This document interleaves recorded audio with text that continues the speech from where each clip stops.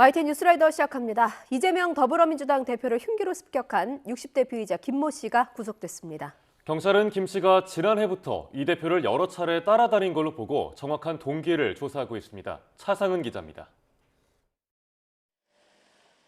이재명 더불어민주당 대표를 살해하려 한 혐의를 받는 김모 씨가 호송차에서 내립니다. 구속 전 피의자 신문에 출석하면서 취재진 질문에 처음으로 입을 열었습니다. 경찰에다가 내 변명문을 8쪽짜리 제출을 했어요. 그걸 참고해 주시면 되겠습니다.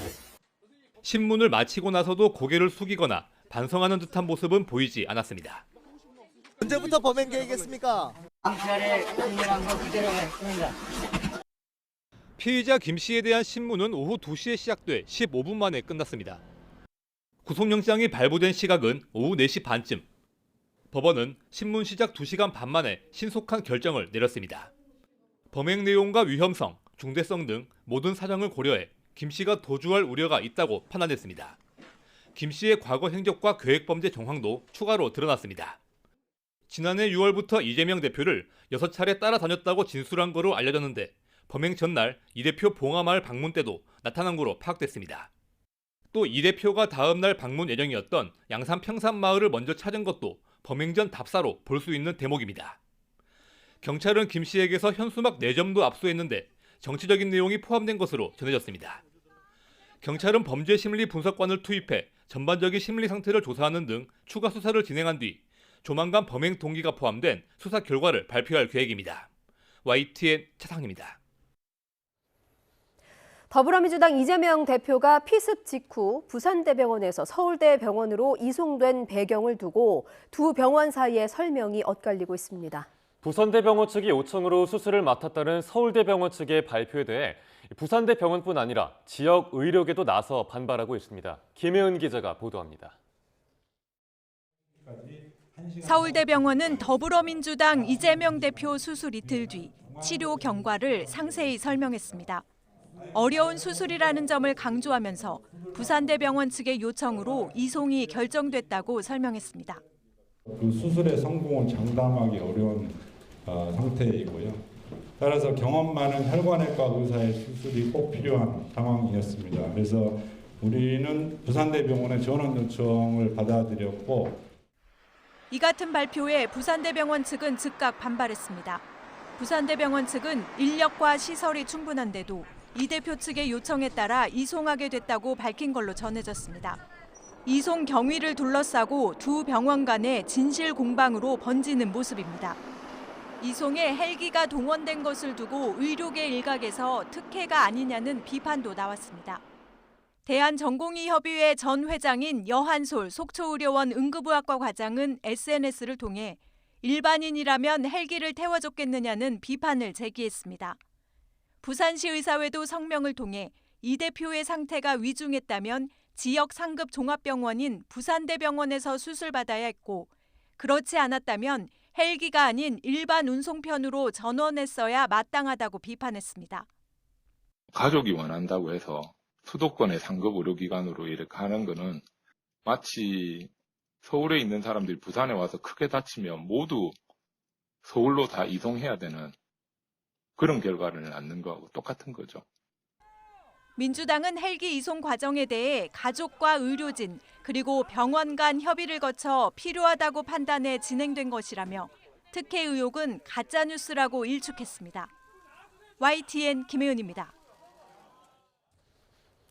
흉기 공격을 당한 이재명 더불어민주당 대표의 수술을 진행한 의료진은 이 대표가 순조롭게 회복 중이라고 밝혔습니다. 위험한 부위에 대한 수술인 만큼 경과를 지켜봐야 한다는 입장이지만 이 대표는 당무에 조기 복귀하겠다는 의지를 보이고 있습니다. 조용성 기자가 보도합니다. 이재명 더불어민주당 대표를 수술한 의료진은 이 대표 부상 부위를 설명하며 어려운 수술이었다고 강조했습니다. 칼에 찔린 크기는 1.4cm였지만 목 근육 안에 손목 정맥 60% 정도가 잘린 채 피가 고인 상태여서 위험했다는 겁니다. 목 부위는 혈관, 신경, 기도, 식도 이런 중요한 기관들이 몰려있는 곳이어서 상처의 크기가 중요하지 않습니다. 얼마나 깊이 찔렸는지, 어느 부위를 찔렸는지가 중요한. 2시간 가까이 정맥 봉합과 혈관 재건술이 이어졌다며 성공을 장담할 수 없는 어려운 수술이었다고 덧붙였습니다. 다행히 수술 경과는 좋아서 이재명 대표가 순조롭게 회복 중이라는 게 집도의 설명입니다. 다행히 잘 회복하셔가지고 지금 수술 다음날 병실로 이송되었고 현재 순조롭게 회복하고 계십니다. 다만 칼로 인한 외상의 특성상 추가적인 손상이나 감염, 합병증 우려가 있어서 경과를 더 지켜봐야 한다는 단서를 달았습니다. 민주당은 이 대표가 조기에 일반 병실로 옮기는 등 당무 복귀 의지를 갖고 있다고 설명했습니다. 일반적인 당무는 최고위에서 보되 중요한 당무는 면회를 통해 이 대표와 소통한 뒤 결정한다는 계획입니다. 면회가 좀 자유로워지면 그때 가서 말씀을 드리고 또 대표의 의견을 들어서 결정하면 되기 때문에 그렇게 당무가 오랫동안 정지되거나 또 중요한 일을 저희가 처리 못하거나 이러지 않을 것으로 생각됩니다. 민주당은 당무 차질을 최소화하겠다는 방침이지만 이 대표의 회복 상황에 따라 일정 부분 차질은 불가피할 것으로 보입니다. YTN 조용성입니다. 앞서 부산에서 피습을 받아서 병원에 있는 이재명 더불어민주당 대표의 상황 전해드렸죠. 정치권에서는 이재명 대표에게 습격을 가한 용의자의 당적을 두고 눈치 싸움이 계속되고 있습니다. 이 피의자, 과거에는 국민의힘의 전신인 보수정당의 당적을 가지고 있다가 최근에 더불어민주당으로 당적을 옮겼다고 알려져 있죠. 자, 여야는 모두 겉으로는 정치 테러일 뿐이다 이렇게 입을 모으고 있지만 속내는 정반대입니다. 국민의힘은 현재 당적에 집중해야 한다. 또 더불어민주당은 공범이나 배후가 있을 수 있다며 과거의 당적까지 공개해야 한다는 주장이 꿈틀대고 있습니다. 이 상반된 속내에는요. 극악무도한 범행이 어느 성향 지지자의 것인지가 알려지면 총선에 끼칠 후폭풍이 엄청나다는 걸 알고 있는 것이라는 관측이 나옵니다. 나혜인 기자의 보도입니다. 이재명 대표를 대신해 당무를 지휘하는 민주당 홍익표 원내대표는 정치 테러라는 말 외에 이번 사건에 덧붙일 해석은 없다고 강조했습니다. 특히 이 대표를 습격한 피의자의 당적에 관심을 두는 건 사안의 본질과 무관한 정략적 접근이라고 비판했습니다. 정치적 테러도 자기들의 정파의 이해관계에 활용하기 위한 수단이거든요. 매우 대단한 배우가 마치 있다는 그런 선입관을 만들기 위해서 그렇게 하는 건데. 국민의힘 역시 피의자의 당적을 놓고 불필요한 논쟁을 유발하는 건 정치적 이득을 챙기려는 저급한 시도라고 한 목소리를 냈습니다. 지금은 혐오와 갈등 대신 봉합과 치유를 위해 뜻을 모을 때라는 겁니다. 국민의힘은 모든 음모론과 가짜뉴스에 강력히 대응할 것입니다. 일부 정치권 인사들이 극단적 발언으로 후진적 행태를 반복하고 있는 점에 대해서도 단호히 대처하겠습니다. 하지만 내부에선 과거 보수정당 소속이었다가 민주당으로 당적을 옮긴 것으로 알려진 피의자의 정당 가입 이력을 두고 미묘한 온도차가 감지됩니다. 여당은 중요한 건 현재 당적이라며 4년 전에 탈당했다는 피의자와 선을 긋는 데 주력하는 반면 조사도 끝나기 전에 이걸 어느 정당의 탓으로 돌리고 다시 그것을 어떤 정당의 배후로 돌린다고 한다면은 이것이야말로 우리가 가장 경계해야 될 사태라고 생각합니다. 민주당에선 공범이나 배후가 있을 가능성을 배제할 수 없다며 수사기관이 피의자의 과거 당적을 밝혀야 한다는 목소리도 나오고 있습니다. 당적 논란은 좀 오래 갈 수도 있을 것 같습니다. 팬덤 단체에서는 그런 왕관을 쓰진 않는데 이분은 좀 특별히 그 왕관, 종이 왕관을 쓰고 몇 차례 이재명 당대표를 따라다녔다는 겁니다. 여야가 피의자의 당적을 놓고 서로 다른 곳에 방점을 찍는 건 총선을 앞두고 이번 사건이 표심에 어떤 영향을 미칠지 아직은 가늠하는 게 쉽지 않기 때문입니다. 당적을 직접 공개하지 않는 것 역시 표면적으론 개인정보 보호 명분을 내세우고 있지만 결국 정치적 후폭풍을 고려한 거란 해석이 많습니다. YTN 나힌입니다. 새해 맞이에 이재명 대표 피습 전국에 잠시 속도를 늦췄던 제3지대 시계가 점차 속도를 낼 준비를 하고 있습니다. 총선이 100일도 남지 않은 데다 어떤 상황이 오든지 헤어질 결심을 해야 할 시간이 오고 있다는 걸 잘 알고 있거든요. 더불어민주당에서는 이낙연 전 대표와 비명계 모임인 원칙과 상식이 이재명 대표 퇴원 전에도 행동에 나설 결심을 굳혔습니다. 이미 국민의힘을 떠나서 개혁신당에 깃발을 든 이준석 전 대표 역시 허은하 전 의원의 합류와 당원 2만 명 모집, 중진 의원 참여 언급까지 쏟아내면서 기세를 올리고 있습니다. 제3지대 정당들 각자 도생할지, 거대한 빅텐트를 치고 총선을 맞이할지 지켜봐야겠습니다. 김경수 기자입니다. 어제 국회에서 탈당 기자회견을 열 예정이었던 민주당 이낙연 전 대표는 최근 사흘 연속 공식 일정을 잡지 않았습니다. 새해 첫날 행주산성에서 밝힌 신당 부상의 첫 단추를 실행에 옮기려 했지만 이재명 대표 피습으로 숨고르기에 들어간 겁니다. 국민들께 양자택일이 아닌 새로운 선택지를 드려야 합니다. 피습 사태 와중에 탈당과 신당 얘기를 하는 게 적절치 않다며 속도 조절에 나선 건데 그렇다고 방향 자체를 바꾼 건 아닙니다. 이 전 대표 측은 이재명 대표 건강 상태를 고려해 일정을 조정하겠지만 그렇게 많이 늦춰지진 않을 거라며 당을 떠나겠다는 결심에 변화가 없다는 걸 시사했습니다. 그냥 유턴이 되지 않는 길이기 때문에 이미 차가 접어들었기 때문에 그 빨간불이 곧 꺼지면 그냥 가는 거죠. 민주당 비주류 모임 역시 이 대표 사퇴를 전제로 한 통합 비대위 촉구 최후 통첩을 잠시 미뤘지만 이 대표 퇴원 전이라도 다시 행동에 나서겠다는 방침입니다. 마냥 미룰 수도 없는 상황입니다. 왜냐하면 총선의 시기에는 또한 계속 째깍째깍 굴러가고 있으니까요. 이재명 대표 이 상황을 먼저 지켜보고 있는 상황입니다.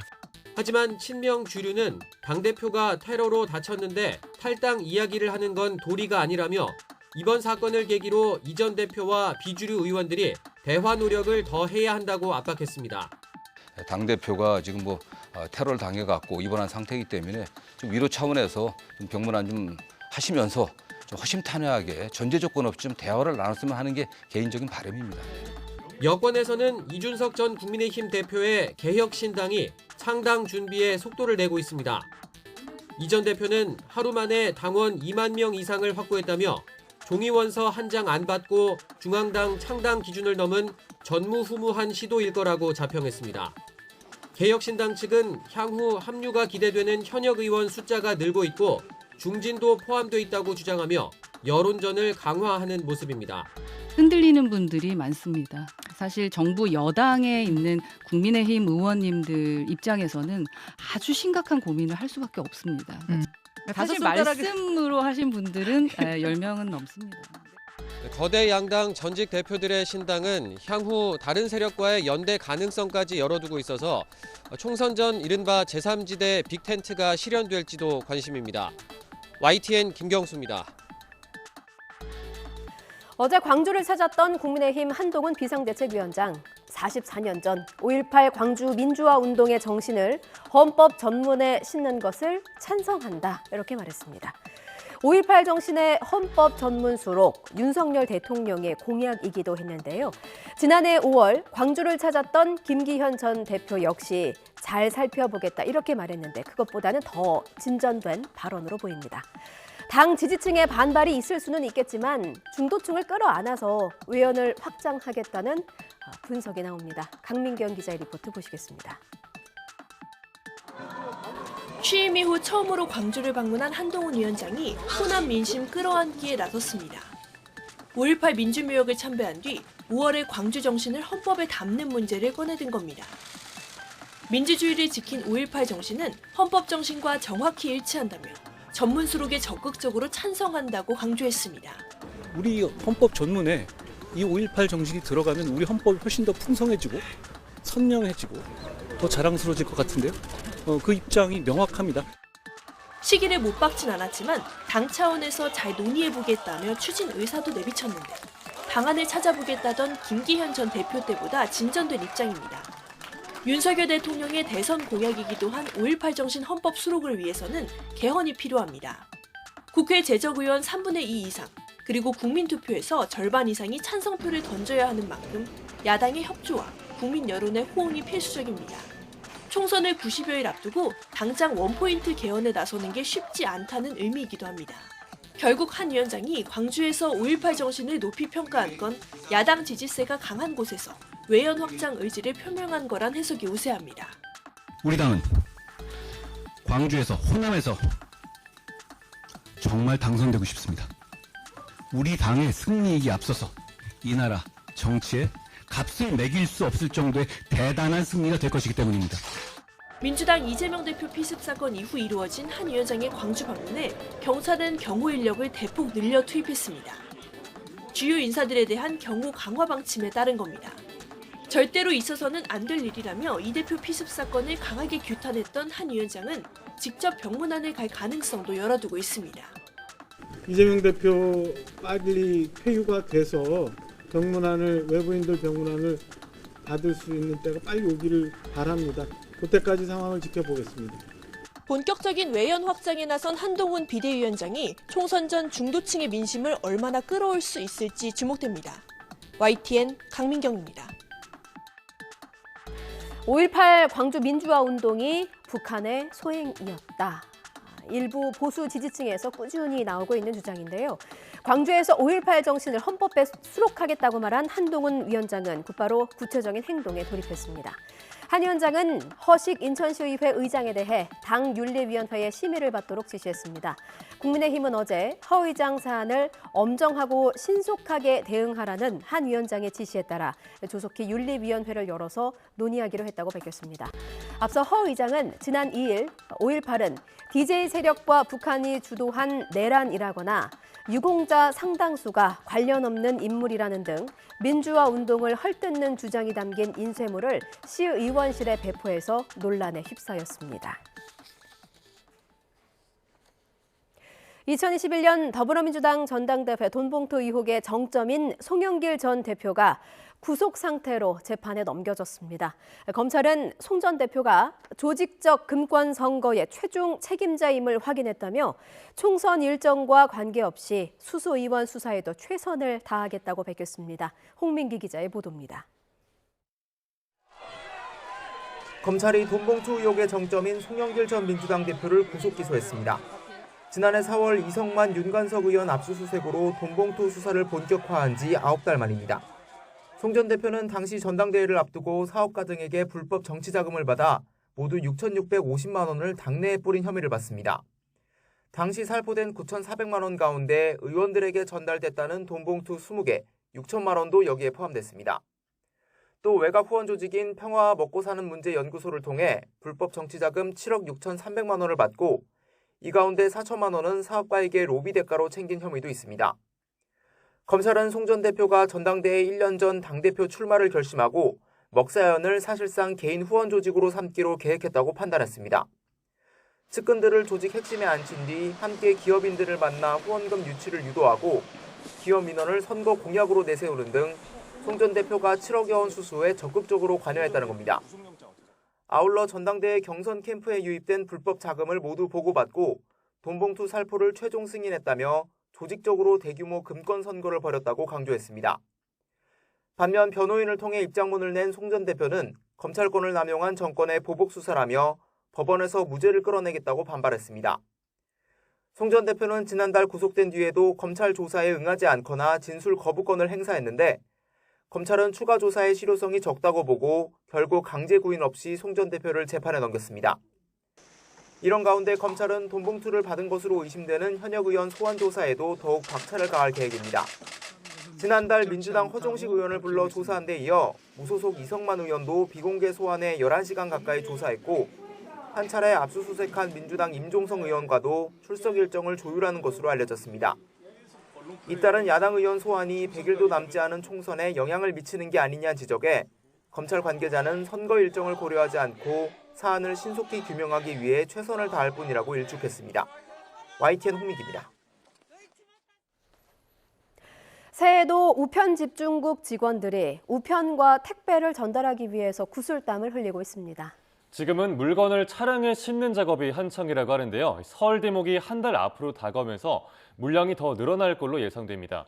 현장에 있는 취재기자 연결해 보겠습니다. 우종훈 기자. 네, 경기 고양 우편 집중국에 나와 있습니다. 예, 뒤에 택배 물량이 산적하게 쌓여 있는 모습이 보이는데 지금 어떤 작업이 진행되고 있는 겁니까? 네, 우선 제가 나와 있는 이곳은 택배들을 분류하고 그리고 각 고객들에게 보내는 곳입니다. 택배들은 현재는 분류 작업은 모두 끝마치고 이제 가정으로 발송될 일만 남았는데요. 이 보시는 것처럼 주소지가 있는 곳에 바코드를 찍고 그리고 택배 차량에 실으면 곧 고객들에게 배송이 되는 상황입니다. 제가 이곳에서 택배 상자들을 조금 옮기는 것들을 도와드리면서 택배 물건들을 살펴봤는데 대부분 건강식품이나 신선식품 그리고 겨울철 의류가 많았습니다. 아무래도 새해를 맞아서 건강도 챙기고 추위도 이겨내기 위해서 시민들이 주문한 물건들이 여럿 있었습니다. 직장인들의 출근이 한창의 시간인데 밤부터 일했던 이곳 우편집중국 작업자들은 하나둘 퇴근하고 있습니다. 이 택배들은 늦어도 오전 9시에는 배송이 시작돼야 하기 때문에 140여 명의 직원들이 분주하게 움직였습니다. 이 우편은 이미 새벽 6시쯤 분류 작업을 마치고 각 가정으로 전달되고 있습니다. 새해 물량은 지난해 성탄절 연휴에 비해서는 다소 줄어든 상황입니다. 현재는 평소 수준으로 하루 7만 건 정도의 우편과 택배들이 이곳 고양 우편집중국을 거쳐간다고 합니다. 이 부지런히 일하고 있는 직원 한 분의 말 들어보겠습니다.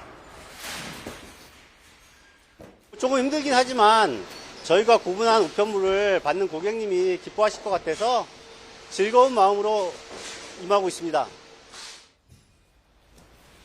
다음 달에 설 명절도 앞두고 있는데요. 설 대목이 다가올수록 지금 보이는 것보다 최대 30% 정도 물량이 늘어날 것으로 예상됩니다. 이 새해가 시작된 지도 일주일이 지나가고 있습니다. 2024년에 보내지는 택배 그리고 누군가에 보내지는 우편은 아무래도 새로운 시작의 설렘과 기쁨이 담겨 있을 수밖에 없겠습니다. 오늘 하루도 또 올 한 해도 힘차게 이어가시길 기원하겠습니다. 지금까지 고양 우편집중국에서 YTN 우종훈입니다. 일본의 새해 첫날 강진으로 인한 사망자가 84명으로 늘었고 179명이 연락 두절인 걸로 집계됐습니다. 강진이 발생한 일본 이시카와현은 어제 오후 3시 기준 84명의 사망자가 확인됐다고 발표했습니다.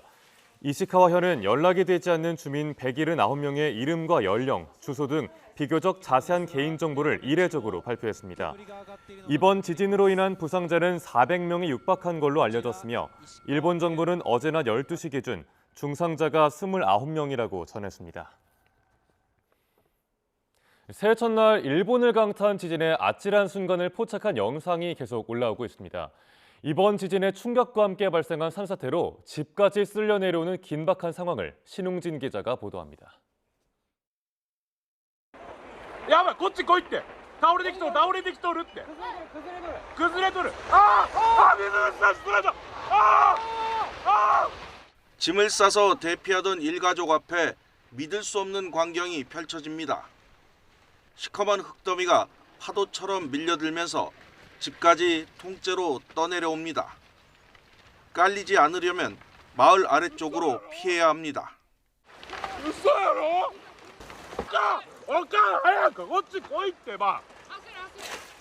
몇 초만 늦었어도 참변을 당할 뻔했던 절체절명의 순간이었습니다. 도로를 휩쓸던 산사태가 멈추는가 싶었는데 잠시 뒤 또 움직이기 시작합니다. 마을은 이렇게 순식간에 초토화됐습니다. 부서진 집이 궁금해서 돌아온 이재민. 하루빨리 정리하고 싶지만 여진이 이어지고 있어 엄두가 나지 않습니다. 그저 목숨을 건진 것에 감사할 따름입니다. これが要注意です。なんでって言ったらちょっと固まってきてるんですよ。余震でちょっとずつね。だからここは要注意です. 이번 지진으로 이시카와현에서만 주택 261채가 파손된 것으로 집계됐습니다. 직격탄을 맞은 와지마시 등에서는 아직 정확한 주택 피해 규모가 확인되지 않았는데 실종된 주민 상당수는 무너진 건물에 깔려 있을 것으로 우려됩니다. YTN 신웅진입니다. 문화재청은 지난달 중순 낙서로 훼손된 경복궁 담장에 대한 1단계 보존 처리를 마치고 80%가량 복구된 담장을 공개했습니다. 손해배상 청구 등 엄정 대응 방침과 함께 CCTV를 110대 추가로 설치하는 등의 종합대책을 내놨지만 실효를 거두기 위해선 국민의 인식의 개선이 뒷받침돼야 한다는 지적이 많습니다. 이교준 기자의 보도입니다. 지난달 중순 스프레이 낙서로 훼손된 경복궁 영추문과 국립고궁박물관 쪽문 주변 궁궐 담장이 모습을 드러냈습니다. 가림막을 설치한 지 19일 만입니다. 세척 작업으로 낙서가 지워졌지만 가까이에서 보면 군데군데 오염 흔적이 어렴풋이 남아 있습니다. 현재 복구 작업은 80% 정도 이뤄진 상태입니다. 36m가 넘는 구간의 복구를 위해 8일에 걸쳐 매일 30명 가까이 매달렸는데 강추위 속에서 낙서를 지우는 작업은 만만치 않았습니다. 문화재청은 화학처리 효과 등을 살펴본 뒤 2단계 조치에 나서 4월 이후 마무리할 계획입니다. 어찌됐든 생태계가 남아있기 때문에 그런 부분들을 전체가 좀 조화되게끔 해주는 작업들이 앞으로 좀 저희가 풀어야 될 숙제 중에 하나일 것 같습니다. 낙서 제거에 장비 임차료와 인건비를 합쳐 1억 원 넘는 비용이 들어간 것으로 추산됩니다. 문화재청은 2단계 복구 후 비용 산출 등을 걸쳐 낙서 당사자들에게 손해배상을 청구할 방침입니다. 지난 2020년 문화재보호법 개정 이후 처음입니다. 이와 함께 경복궁 외곽 담장 주변에 CCTV 20대를 연내에 추가 설치하는 등 4대 궁궐과 왕릉 등 문화유산 안전관리를 강화할 계획입니다. 2025년까지 궁궐과 종묘, 사직단에 총 110대의 CCTV를 추가적으로 설치하여 모니터링을 강화하여 긴급 상황에 대처할 수 있도록 하겠습니다. 지방자치단체와 함께 훼손 취약 지역에 대해 매달 정기 점검을 실시하고 내년에는 점검 인력을 25% 이상 확대한다는 계획입니다. 또 국민신문과 연계 운영 중인 문화재 훼손 신고 제도를 널리 알리고 신고 포상 제도도 적극 검토한다는 방침입니다. 정부가 다각적인 대책을 내놓았지만 인식 개선이 뒷받침되지 않는 한 제 효과를 거두기 힘듭니다. 이번 사태를 계기로 문화재가 국민적 자부심의 상징이자 다음 세대에 물려줄 소중한 국가유산이라는 인식이 뿌리 내려야 한다는 목소리가 높습니다. YTN 이교준입니다.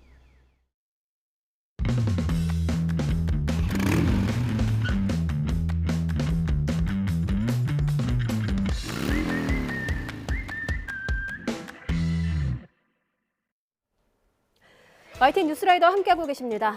살아서도 사망해서도 여전히 분노를 자아내는 그 이름 바로 전두환입니다. 국가에 내야 할 추징금이 2,205억 원입니다. 그런데도 수중에는 29만 원이 전부라면서 버티고 또 버텼죠. 그래서 정부가 나서서 미술품이며 각종 예술품 등 재산이나 자산은 눈에 보이는 대로 다 압수했습니다. 전두환 씨 일가가 소유한 경기도 오산 땅도 그중 하나입니다. 땅 매각대금 55억 원이 국고로 환수되는데 통탄할 건 이 돈이 전 씨에게 추징할 수 있는 마지막 비자금이라는 것입니다. 2천억 원이 넘는 돈을 다 추징했느냐? 그게 아니에요. 867억 원이 남아 있습니다. 이게 소급 입법이 없으면 환수가 불가능합니다. 부정 축제한 돈이 얼만데 분노한 허탈감을 숨길 수가 없습니다. 김다연 기자의 보도입니다. 지난 1997년 전두환 씨는 내란과 뇌물수수 혐의로 무기징역과 함께 추징금 2,205억 원을 확정받았습니다.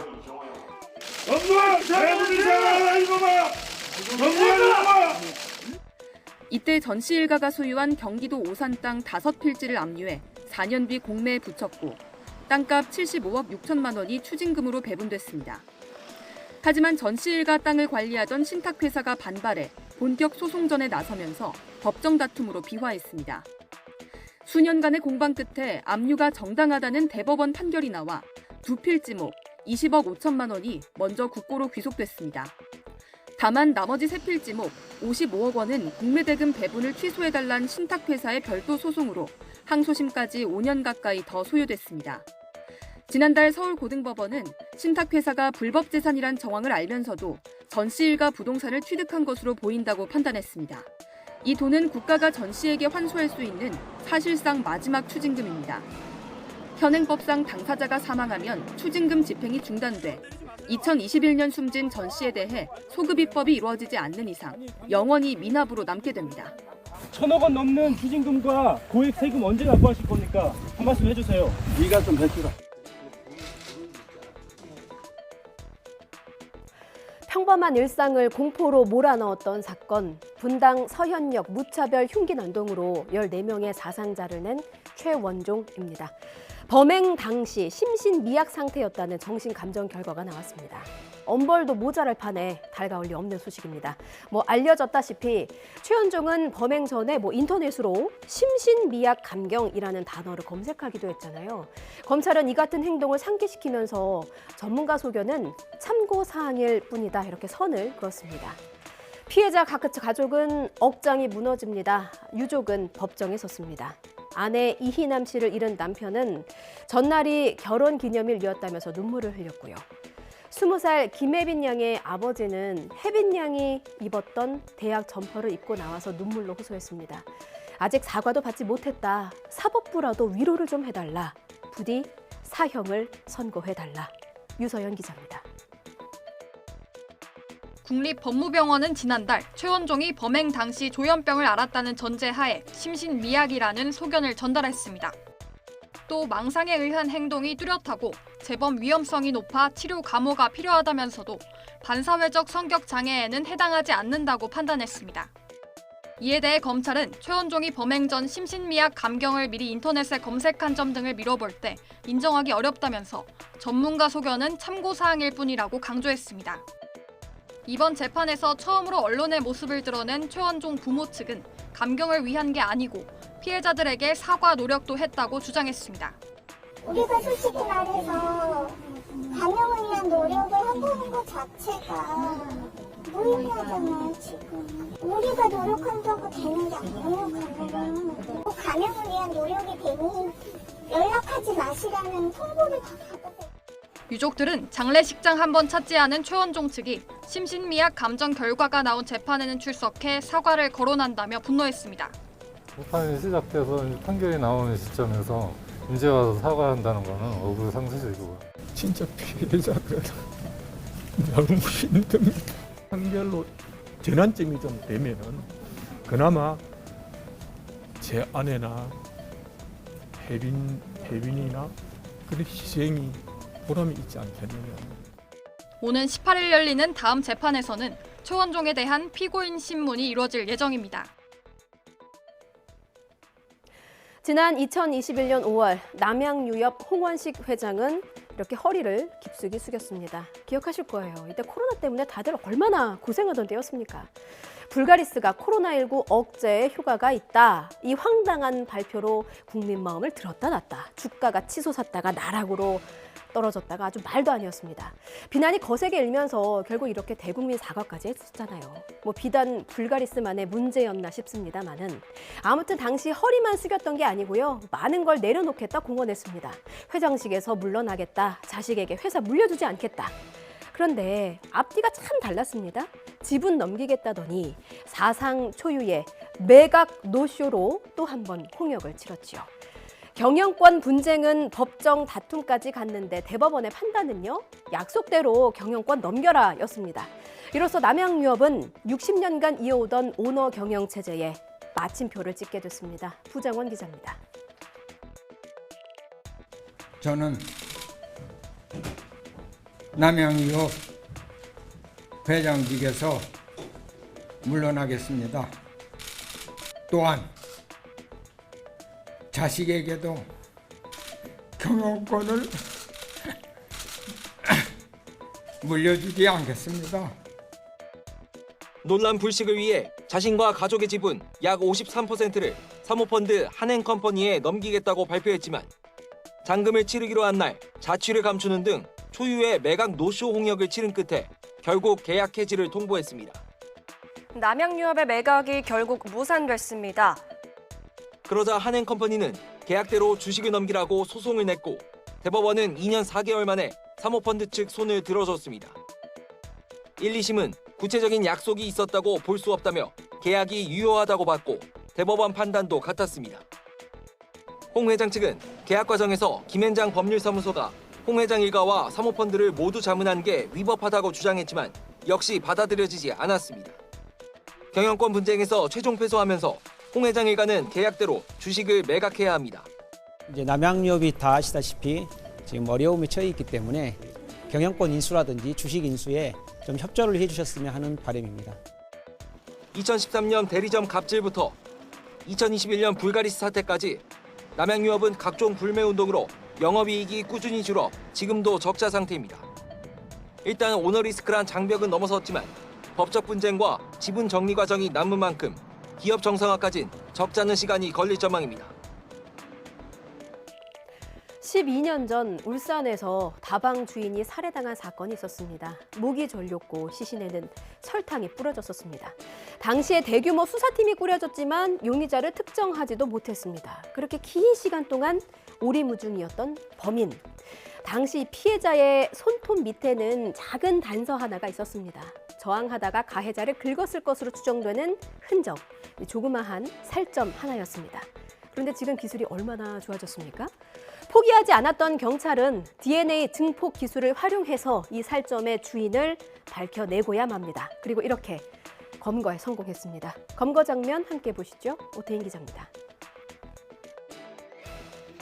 경남 양산에 있는 여관에서 남성 한 명이 경찰에 붙잡혀 끌려옵니다.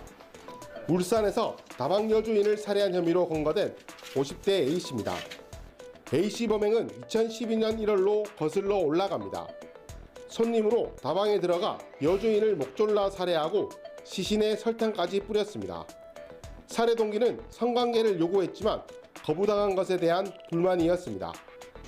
사건 직후 경찰은 다방을 출입한 사람과 목격자, 전과자 등 500여 명을 상대로 대규모 수사를 벌였습니다. 또 CCTV와 통신기지국 자료까지 분석했지만 용의자가 누군지 특정하지 못했습니다. 일용직들이 참 많이 드나들었잖아요.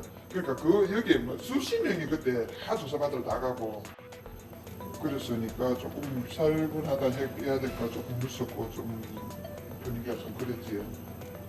저항하던 피해자 손톱 밑에는 조그만 살점이 남았지만 당시 기술로는 주인을 가려내지 못했습니다. DNA를 조회해보니 범인은 다른 다방에서 여주인을 폭행하고 징역을 살았던 A씨였습니다. DNA 증거와 범죄 심리 분석관 면담이 자백을 끌어내는 데 결정적인 역할을 했습니다. 호남 유전자에서 남성 유전자 분리가 됐고 13년도에 이 피해자가 언양에 있는 모 다방에서 여주인을 폭행하면서 구속된 사건이 있었는데 거기에서 확보된 유전자하고 일치한다는 저희가 통보를 받았습니다.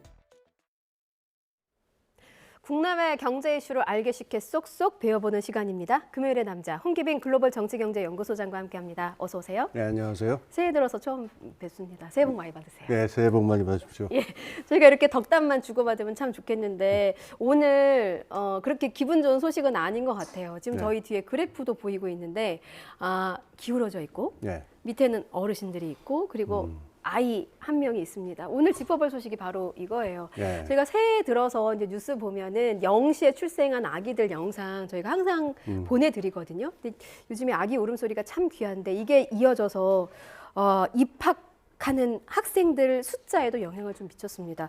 보니까 올해 초등학생 입학생 수가 사상 처음으로 30만 명대를 기록했습니다. 이거 굉장히 적은 숫자죠? 그렇죠. 예, 크게 줄었습니다. 예. 그래서 작년에는 0.78 뭐 이랬었는데 올해는 이제 0.65 뭐 이렇게까지 떨어진다 이런 얘기 나왔죠. 예, 저출생 문제가 심각하다 하는데 우리 경제에는 얼마나 영향을 미칩니까?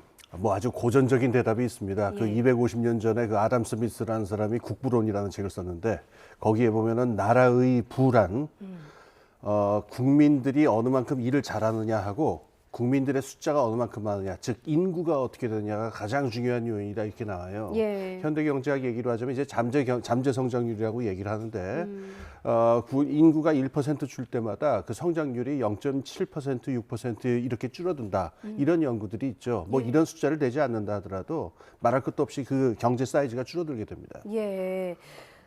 저출생의 원인이 뭘까 봤더니 참 가슴이 아팠던 게 이게 집값 때문으로 조사가 됐더라고요. 네. 무슨 얘기입니까? 예, 그러니까는 아이를 낳을 적에 아이 낳아보신 분들은 다 알겠지만은 자리를 굉장히 많이 잡아먹잖아요. 예. 아이 한 명만 누운다고 되는 게 아니라 기저귀 쌓아놔야죠. 뭐 이유식 만들어야죠. 그러니까는 주택의 크기를 계속 늘려나가야 되니까 아이를 갖다가 그나마 그 2명쯤 낳은 사람이 3명, 4명을 낳을 때는 조금 부동산에 대한 고려가 줄어드는데 특히 첫 아이를 낳거나 둘째 아이를 낳을 때는 예. 집 사이즈를 굉장히 늘려야 되잖아요. 예. 이때 가장 큰 부담으로 작용한다. 이런 결과가 나온 겁니다. 예, 그게 국토연구원의 자료인데 저희 집도 생각해 보면 처음에는 그냥 그 단촐한 신혼살림이었다가 아기가 태어나니까 뭐 주방에도 뭐가 하나 더 들어가고 그렇죠. 온 거실이 그 아기 아유, 전쟁터가 되죠. 장난감으로 예, 뭐 치우기도 어렵게 발 그렇죠. 디딜 틈도 없이 이게 그 아기 키우는 집이라면 다 공감하실 텐데 국토연구원의 자료를 보면 모든 자녀 출생의 주택의 가격이 가장 영향을 미친다라고 조사 결과가 나왔고 그 다음 원인이 또 뭔가 봤더니 네. 이것도 가슴 아프게 사교육비더라고요. 네, 그렇습니다. 그러니까 애를 낳아서 단순히 낳는 게 문제가 아니라 낳아서 키우는 과정에서 집값과 더불어 애 가르치는 비용이 너무 부담이 된다 이거 아니겠습니까? 그렇습니다. 그러니까 이거는 그 주택하고 이제 정반대의 경향이 하나 있는데 예. 아까 그 주택의 경우에는 처음 아이를 낳을 때 큰 고려 사항이 된다고 그랬는데요. 예. 이번에 나온 결과를 보니까는 사교육의 경우에는 첫째, 둘째까지는 어떻게 그래도 낳는데 셋째쯤 될 때부터 사교육 비용을 도저히 감당을 못하겠다. 이건 또 낳아서 길러보신 분들은 다 아마 실감하실 거예요. 그럼요. 1명, 2명까지도 정말 힘이 드는데 3명쯤 되면 이건 완전히 포기 상태가 되니까요. 예. 그 부모들이 얘기하는 가슴 아픈 순간이 아이가 배우고 싶다고 하는데 한 번만 더 생각해봐라고 네. 얘기를 한다든지 이제 그 돈 계산을 하면서 뭘 더 빼야 되나 뭐 이런 네. 고민을 할 때 참 가슴이 아프다 피가 이런 마르죠. 말씀을 하시더라고요. 예, 자식 교육에서만큼은 대한민국 부모들이라면 절대 놓치고 싶지 않은 부분이 있는데 이런 부분들이 어쨌든 출생률에 영향을 미치고 있다라는 게 현실로 드러났습니다. 그렇다고 해서 정부가 또 손을 놓고 있었던 건 아니고요. 뭐 육아휴직 기간도 늘리고 육아휴직 급여도 늘리고 신생아 특례 대출도 만들고 뭐 애를 썼긴 했습니다만 네. 이게 좀 출생률을 높이는데 마중물이 되지는 못했나 봐요. 예. 아주 근본적인 문제가 있어요. 예. 이 아이를 낳는 문제에 대해서 정부가 지금 계속 접근하는 방식이 어떤 개인에게 인센티브를 준다라는 방식이에요. 예. 뭐 세금을 낮춰준다라든가 무슨 뭐 어떤 인센티브를 제공한다가 등등인데요. 예. 조금 이렇게 제가 표현을 할게요. 아이를 낳아서 길러야 되는 어머니나 아버지 입장에서는요. 참 그 태어나는 아이한테 이런 말 써서 너무 미안하긴 한데 예. 인생 리스크가 되거든요. 아이를 낳는다는 게요. 또 1명을 낳을까 2명을 낳을까 이걸 내가 감당할 수 있을까라고 하는 생각은 굉장히 큰 인생 리스크가 되는데요. 경제학에서 리스크가 2가지가 있어요. 예. 한 가지는 계산할 수 있는 리스크가 있고 두 번째는 계산할 수 없는 리스크가 있습니다. 아이를 낳아서 지금 방금 말씀드린 인생 리스크 같은 문제는 계산할 수 없는 종류의 리스크이기 때문에 사람이 어떻게 대처하기 힘들어요. 그런데 이걸 갖다가 무슨 몇만 원 세금을 어떻게 올려주네, 뭐를 내려주네 하는 식으로 얘기하는 거는 계산할 수 있는 리스크에나 해당되는 대책이 되는데 지금까지의 정부 대책이라고 하는 게 사람들이 이 포괄적인 어떤 인생 리스크에 대한 문제를 가지고 이건 너무 이렇게 작은 어떤 그 미시적이고 근시안적인 방식으로 대처를 한 게 아니냐. 이래서 완전히 빗나갔다라고 하는 비판이 지금 강하게 나오죠.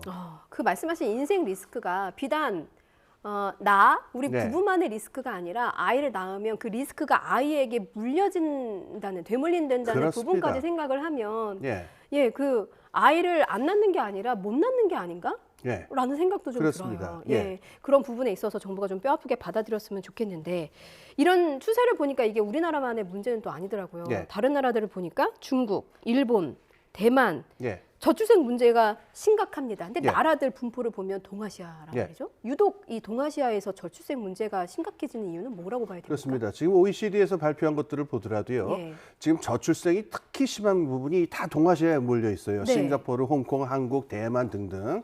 근데 방금 굉장히 중요한 말씀을 하셨는데 네. 우리가 인생 리스크에서 아이를 낳으면은 그 리스크가 어떻게 되면 나만 리스크를 낳는 게 아니라 아이한테도 넘어가고 뿐만 아니라 이 가족 전체로 넘어갑니다. 예. 우리 할아버지, 아버지, 어머니, 할머니 등등. 왜냐하면 아이 낳으면 둘째, 예. 셋째 낳다 보면은 케어가 안 되니까 부모는 돈을 벌어야 되고 온 집안이 달려들어야 되는 그렇죠. 거죠. 그렇죠. 예. 그런데 이 동아시아의 특성이 있어요. 2가지 특성이 있는데 첫 번째는 결혼하고 출산하고 항상 같이 갑니다. 그러니까 서양, 그러니까 유럽의 경우에는요. 혼외 출산도 굉장히 많아요. 예. 그래서 이 경우도 다 그 아이를 낳아서 기르는데 동아시아의 문화적 특성 때문인데 가족을 이루지 않으면은 출산을 거의 하질 않습니다. 그러니까 결혼을 하고 출산을 하는 사람들이요, 아이를 낳는 사람들이 단순히 아이를 낳는 그 리스크만 생각을 하는 게 아니라 예. 가족을 가족을 이룬다든가 가족 전체를 어떻게 건사할 것이냐라고 하는 굉장히 큰 그야말로 패키지로서 짐을 얹어야 되는 상황이거든요. 이 문화적 특성이 있기 때문에 동아시아가 출산율이 낮다는 게 있고, 두 번째로는 경제 성장률이 굉장히 급격했죠. 고도 성장을 한 지역들입니다. 근데 고도 성장을 하는 경우에는 이 시장 경제에 사회가 따라가야 되기 때문에 사회에서 주어지는 소득이라든 임금이 낮으면은 가족이 거기에 적응을 해야 돼요. 근데 적응하는 유일한 방법은 뭐냐? 리스크를 떨고 내는 거거든요. 아이를 안 낳는 것밖에 방법이 없습니다. 결국 이 유교적인 문화, 가족 제도하고 그다음에 급속한 고도 성장이라는 두 요소가 만나면서 중국이든 한국이든 일본이든 이 저출산의 문제를 낳았던 거죠. 아, 그렇군요. 그런 원인들이 있군요. 근데 그 인구 대책의 문제가 정말 심각한 게 2023년이 지났잖아요. 네. 근데 더 이상 2023년생은 존재할 수가 없는 겁니다. 그러니까 지금 태어나지 않으면 그냥 이대로 인구가 이렇게 적은 채로 가는 거예요. 그렇죠. 굉장히 심각한 상황인데 정부도 모르는 바는 또 아닙니다. 그래서 2024 경제 정책을 발표했는데 이걸 들여다보니까 네. 뭐 부모 급여를 확대를 했고 네. 혼인, 출산에 대한 재정, 세제 지원도 확대할 계획이라고 예. 합니다. 이거는 좀 뭐 효과가 있을 걸로 보세요. 아까 그러니까 제가 지적을 했죠. 개인들에 대한 어떤 인센티브로 자꾸 접근하는 거는 예. 이거는 큰 효과가 없다는 거 제가 분명히 말씀을 드렸어요. 이것도 개인에 대한 인센티브로 접근을 그렇습니다. 방해하는 세제를 거네요. 갖다가 한다든가 이건 다 개인들한테 어떻게 하고 오는 거지 사회를 바꾸는 게 아니란 말이에요. 예. 두 번째로 또 지적을 해야 될 게 있는데 네. 정부에서는 이걸 갖다가 외국인 노동자들을 불러들인다든가 이민을 늘린다든가 하는 방식으로 해결을 하려고 그래요. 예. 이 문제를 먼저 했던 곳이 유럽인데요. 예. 유럽이 지금 어떤 사회적 정치적 갈등을 낳았고 지금 어떤 문제를 안 하는지 우리가 똑똑히 볼 필요가 있습니다. 지금 유럽에서는 극우파 포퓰리즘 정권이 지금 전 그 유럽을 휩쓸고 있는데 우리나라 같이 어떤 문화적 단일성이 더 큰 집단일수록 이 외국인 유입으로 이 인구 부족 문제를 해결한다라고 한다면은 예. 더 큰 문제가 올 수 있습니다. 따라서 많은 사람들이 제시하는 대안은요. 이렇게 표현해서 좀 그렇습니다만은 50대, 60대들이 좀 더 일을 오래 하는 겁니다. 정년 연장을 해야 된다는 그렇습니다. 말씀이세요? 이 경제 활동 인구가 줄어드니까 네. 정년을 연장하고 이게 청년층에게 부담이나 피해가 가지 않도록 하려면은 예. 50대, 60대가 일자리를 가르지 않고 다양한 일을 할 수 있도록 노동시장에서의 조건을 확보를 해주는 거예요. 그러기 위해서는 50, 60대에게 직업 훈련의 기회를 더 많이 줘야 되고 예. 그다음에 그 어떤 신체적인 조건에서 계속 일할 수 있도록 의료적인 어떤 보건적인 도움 같은 것들도 함께 가는 식으로 그래서 5, 60대도 계속 일을 할 수 있도록 하는 수밖에 없지 않느냐 이런 대안이 있다는 걸 기억할 필요가 있습니다. 저희 학생 때 그런 얘기 많이 했었거든요. 그러니까 어린 우리가 어른이 되면 많아진 노년층을 부양해야 된다. 네. 예, 경제 활동을 활발히 해야 된다. 왜냐하면 그 우리 부모 세대보다는 우리가 부양해야 할 노인 인구가 더 많다 이런 얘기를 했었거든요. 네. 그러니까 그 소장님 말씀을 정리를 해보면 젊은 세대에게 그런 부담을 좀 덜 지우기 위해서 네. 일할 수 있는 스스로 돈을 벌어서 좀 생활할 수 있는 노인 인구를 좀 더 많이 늘리자 네. 이런 말씀이신 거잖아요. 지금 우리 65세를 보통 노인이라고 하잖아요. 예. 이 65세 언제 나왔냐면요. 1867년에 독일의 비스마르크가 그 노인 복지를 할 적에 정해진 숫자예요. 지금 그 당시 기대 수명이라고 하는 게 예. 정말 낮았었어요. 그러니까 65세를 넘는 사람이라는 건 거의 없었던 당시에 정해진 숫자인데 예. 사실 요즘 65세라고 한다면은 이걸 뭐 존중해야 될 부분이 있겠지만은 이 노인 대접을 받기 좀 면구스러운 나이입니다. 65세라고 아주 하면은. 젊으시죠. 인생은 60부터인데. 그럼요. 평균 수명이 너무 길어졌기 그렇죠. 때문에요. 그러니까 이 65세를 넘으면은 퇴직을 해야 되고 은퇴를 해야 된다는 관념 21세기에는 저는 바꿔야 된다고 생각합니다. 그래서 이제 연령을 높여야 된다는 주장도 나오는데 그러면 어느 정도로 높이면 좀 현실적으로 지금 72세 이야기가 지금 나오고 있는데요. 네. 이거는 아까 말씀드린 게 중요합니다. 72세 다 좋은데 예. 이거는 은퇴를 했을 적에 72세 얘기지 예. 계속적으로 활동을 한다든가 이렇게 되면은 신체적, 정신적으로 어떤 마모라든가 손상 같은 게 올 수가 있으니까 일할 수 있는 조건들, 그런 의료 보건적인 조건이라든가 직업 훈련이라든가 네. 이런 조건들을 갖추면서 노인연의 숫자를 어떻게 정할 것인지 새롭게 정할 필요가 있습니다. 그렇군요. 그렇군요.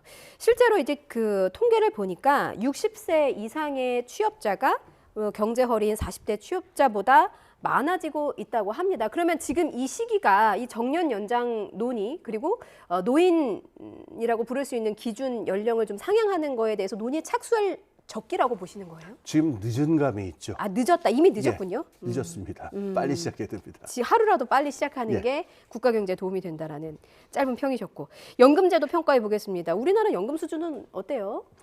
연금 수준이 지금 제도는 이렇게 돼 있죠. 그러니까 그 외형적으로 보면은 복지 선진국과 비슷하게 돼 있어요. 그러니까는 노령연금하고 그 국민연금하고 퇴직연금 3층으로 깐다 이렇게 돼 있는데 예. 연금 제도를 시행한 지 얼마 안 되고 그래서 지금 연금 액수도 적어요. 그다음에 제일 큰 문제가 있는데 너무 중산층 위주로 돼 있고 이 저소득층이 혜택을 보기가 힘들게 돼 있습니다. 그러니까 가입 기간이 길 수가 없거든요. 저소득층은요. 그러니까 가입 기간이 길 수도 없고 여러 가지 그다음에 등등의 조건 때문에 실제 어떤 정말로 사회 보장이 필요한 저소득층에게 큰 혜택이 가지 않는다. 이 문제는 지적을 할 필요가 있습니다. 그렇군요. OECD가 한국의 연금 제도는 아직 미성숙하고 연금도 매우 낮은 수준이다 이렇게 평가를 했는데 여기에 대한 고민도 좀 더 필요할 것 같고요. 이 일하기가 좀 어려워지고 소득이 점점 줄어드는 노년층을 두고 주택연금이 또 하나의 대안으로 떠오르고 있고 통계개발원에서도 보고서를 냈는데 여기를 보니까 주택연금 방식의 효과를 분석했더라고요. 사실 이제 우리나라 문화의 특성상 집, 부동산 굉장히 진심이잖아요. 그렇습니다. 그래서 그 노인들 중에 갖고 있는 주택을 대상으로 이제 연금을 받는 방식으로 바꾸면 이제 좀 노인 빈곤을 해결할 수 있지 않느냐라는 대책도 나와서요. 굉장히 중요한 그 지적을 하셨는데요. 우리나라 그 노년 문제의 특징입니다. 우선 그 OECD 나라 중에서 노인 빈곤율 제일 높다라고 하는 건 잘 알려진 일인데 우리나라 노인 문제 빈곤율이 높은 이유가 고도 성장기에 자산 불평등이에요. 그러니까 집이라도 좀 사두시고 부동산이라도 좀 해두신 분들은 재산이 있는데 없는 분들은 너무 없게 돼 있거든요. 이게 그 세대의 문제인데 우리가 노년 문제를 바라볼 적에 그 주택연금이라는 게 이른바 영목이지라고 하는 거죠. 그러니까 소득은 적다 하더라도 집에 그 집을 가지신 분들이 있어요. 그러면 5억, 7억 이렇게 재산을 가지신 분들인데 이분들이 연금을 받을 수 있도록 하면은 노인 빈곤율이 한 10% 정도 넘게 떨어진다 이렇게 나왔으니까 주택연금을 활성화할 필요가 있겠습니다. 알겠습니다. 수님 저희가 저출산 얘기하다가 이제 고령화 문제까지 함께 짚어보면서 제가 오늘 꼭 드리고 싶었던 질문을 못 드려서 마지막으로 드릴게요. 앵커로서 그리고 지금 이제 저희 아이가 7살이 됐습니다. 근데 둘째는 생각도 못해요. 저와 같은 맞벌이 부부들이 굉장히 많더라고요.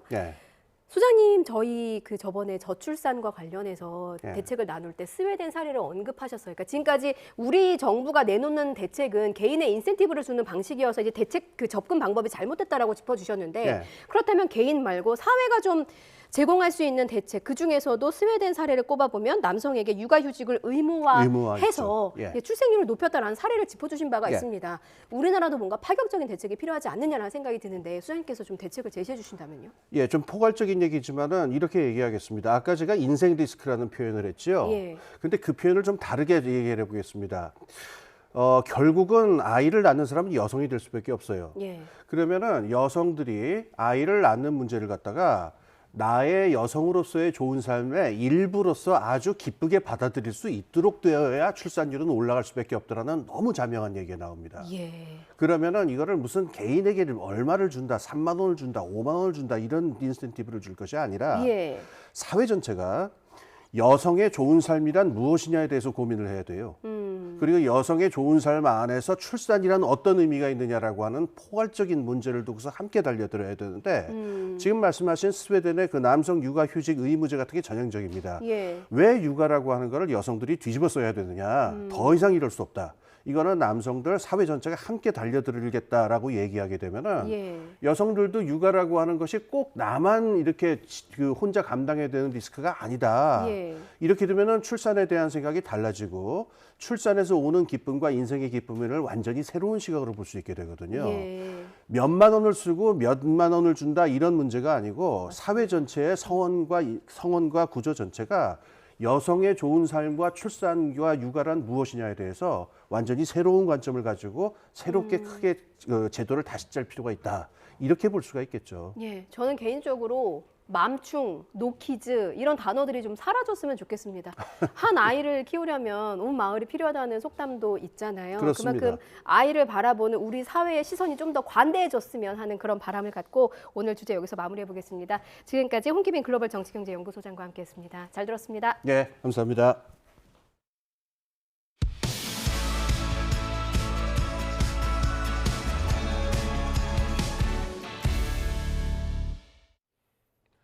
워크아웃을 신청한 태영건설이 자구책을 내놨지만 주채권은행인 산업은행에 이어 금융당국까지 비판에 가세했습니다.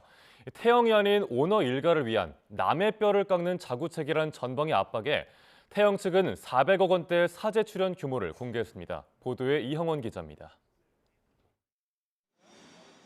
태영건설의 채권단 설득은 시작부터 삐걱거렸습니다. 자구체계 하나로 제시한 태영인더스트리 매각대금 전액을 태영건설 지원에 쓰겠다는 약속을 지키지 않으면서 신뢰가 깨진 겁니다. 외상매출 채권 담보대출 451억 원을 갚지 않고 금융사의 책임을 떠넘긴 것도 문제로 지목됐습니다. 주채권은행인 산업은행은 날선 비판에 나섰고 자구안을 제시하지 않고 그냥 열심히 하겠습니다라고만 한 이걸로는 상식적으로 채권단에서 이걸 15%가 동의한다고 기대하기는 매우 어려울 것 같습니다. 이런 상황을 지켜보던 금융당국도 작심 발언을 쏟아냈습니다. 태영이 아닌 오너 일가 지분을 지키기 위한 자구 계획으로 채권단이 의심하고 있다고 지적한 겁니다. 특히 태영 측이 뼈를 깎는 자구 노력을 언급했지만 채권단은 남의 뼈를 깎는 노력으로 받아들이고 있다고도 질타했습니다. 대주주의 철저한 자구 노력이 전제가 됩니다. 당국도 워크아웃 신청 시 약속한 최소한의 자구책이 시작 직후부터 지켜지지 않고 있는 데에 대해서 우려와 경각심을 갖고 지켜보고 있습니다. 이번 주말을 전후해 채권단이 수긍할 만한 자구책을 마련하지 못해 오는 11일 워크아웃이 무산된다면 그 이후는 없다고 못 박았습니다. 전방위 압박에 태영건설 지주사인 TY홀딩스는 태영인더스트리 매각대금을 태영건설에 추가 지원했다고 밝혔습니다. 또 484억 원에 달하는 사주일가 사재 출연 규모도 공개했습니다. 다만 매각대금 가운데 890억 원을 TY홀딩스의 연대 채무를 갚는 데 쓴 데다 사재 출연 규모도 채권단이 요구해온 3천억 원에 못 미칩니다. 산업은행은 가능한 빨리 주요 채권자 회의를 소집해 태영건설 워크아웃 개시 여부에 대한 의견을 들을 방침입니다. 이 자리에서 이번 추가 자구안에 대한 채권단 평가가 이뤄질 전망인데 부정적인 의견이 나올 가능성도 있습니다. 금융당국은 워크아웃이 불발돼 법원 회생 절차 도입까지 염두에 두고 시장 안정을 위한 다양한 수단을 준비하고 있다고 밝혔습니다. YTN 이영원입니다. 최상목 부총리 겸 기획재정부 장관이 올해 세수와 관련해 지난해와 상황이 다르다며 지난해와 같은 우려는 하지 않아도 될 것 같다고 말했습니다. 최 부총리는 어제 한 언론과의 인터뷰에서 유류세 감면 연장 등의 정책으로 세수가 많이 줄어드는 게 아니냐는 질문에 세수는 지난해 4분기부터 증가하고 있다며 민생 경제가 활성화되면 세수 기반이 확충되는 선순환을 기대하고 있다고 밝혔습니다. 또 소득별로 의료비 본인 부담 상한액을 정해 이를 넘긴 경우에 환급해주는 본인 부담 상한제와 관련해선 최근 과다 이용이 늘어났다며 초과분에 대해서는 환급해주지 않는 제도를 올해 7월부터 시행하려 한다고 말했습니다. 태영건설 문제에 대해선 모든 가능성을 열어두고 금융시장의 안정을 기하면서 분양 계약자와 협력업체를 보호하고 건설업 전반에 미치는 영향을 최소화하도록 다양한 방안을 강구하고 있다고 전했습니다.